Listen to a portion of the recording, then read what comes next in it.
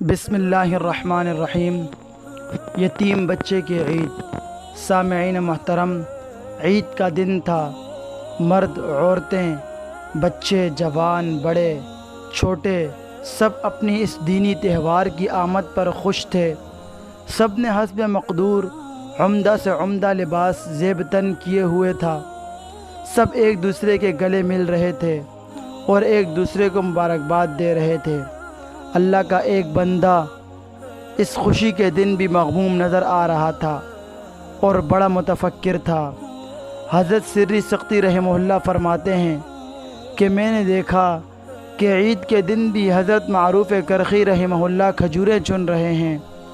میں نے وجہ پوچھی تو فرمایا کہ سامنے والا یتیم بچہ اسی لیے اداس ہے کہ تمام بچے نئے نئے لباس میں ملبوس ہیں اور اس کے پاس کپڑے تک نہیں۔ میں چاہتا ہوں کہ یتیم بچہ بھی عید کی خوشی منائے، اسی لیے میں کھجوریں چن کر فروخت کرنا چاہتا ہوں تاکہ اس کے لیے کپڑا فراہم کر سکوں۔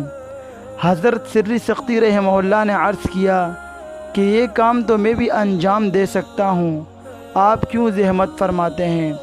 چنانچہ میں بچے کو ہمراہ لے کر آیا اور اس کو نیا لباس پہنا دیا، اور اس کے سرے میں جو نور مجھ کو عطا کیا گیا، اس سے میری حالت ہی بدل گئی۔ سبحان اللہ۔ سامعین محترم، ہم بھی اپنے پڑوسیوں کو دیکھیں، آگے پیچھے مسلمان بھائیوں کو دیکھیں، کیا کوئی ایسا تو نہیں جو عید پر خوش نہیں، جس کے پاس زیب تن کرنے کے لیے کپڑے نہیں؟